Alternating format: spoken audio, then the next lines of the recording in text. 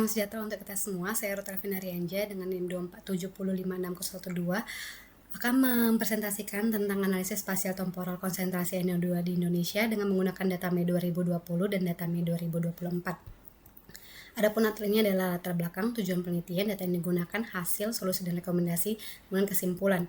Latar belakang dan tujuannya adalah indikator kuncinya yang pertama adalah NO2, yaitu nitrogen dioksida yang merupakan polutan udara penting dan indikator aktivitas manusia. Tujuannya adalah untuk meninjau persebaran spasial dan perubahan temporal antara periode pembatasan mobilitas yang terjadi di Mei 2020 dan aktivitas normal. Sumber datanya adalah data citra satelit OMI, Aura Satelit dari NASA Giovanni. Akar permasalahannya adalah keterbatasan stasiun konvensional, yang dimana adalah pertama distribusi tidak merata, wilayah minim data, dan biaya infrastruktur. Hal ini saya dapatkan dari jurnal Syadik G dan teman-teman di tahun 2018, di mana distribusi tidak merata itu pengukuran konvensional hanya mengandalkan stasiun darat yang cenderung terpusat di kota-kota besar. Wilayah minim data, banyak daerah terutama wilayah terpencil tidak memiliki stasiun pemantauan sehingga menciptakan kesenjangan data spasial yang besar. Kemudian adalah pemasangan dan pemeliharaan stasiun pemantauan membutuhkan biaya tinggi dan infrastruktur yang kompleks. Dampak keterbatasannya itu adalah pengukuran stasiun darat. Yang pertama, cakupan spasial terbatas.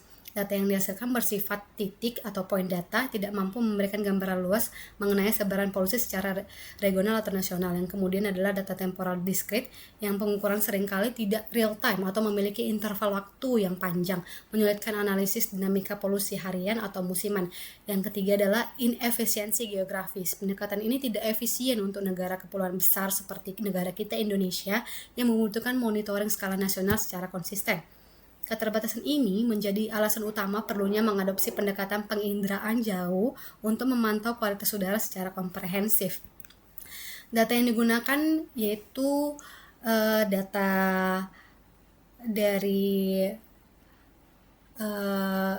dari OMI satelit dari NASA Giovanni yang berisi properti spasialnya itu adalah setiap pixel raster dengan ekstensitif yang mempresentasikan konsentrasi NO2.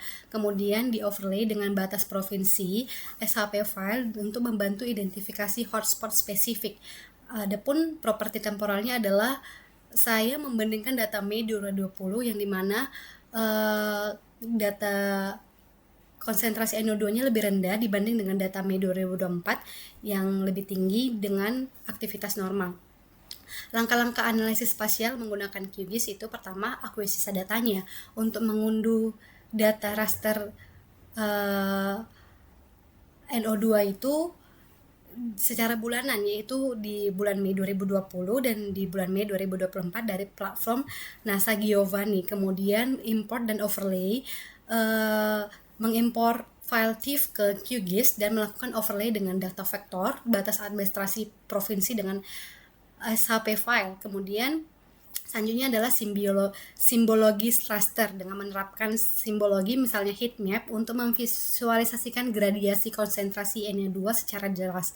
Yang terakhir adalah analisis temporal, yang itu dengan menggunakan temporal controller di QGIS untuk membandingkan secara visual dan spasial kedua periode waktu di Mei 2020 dan Mei 2024. Saya akan menunjukkan data visualisasi dari data Mei di 2020 dan di 2024.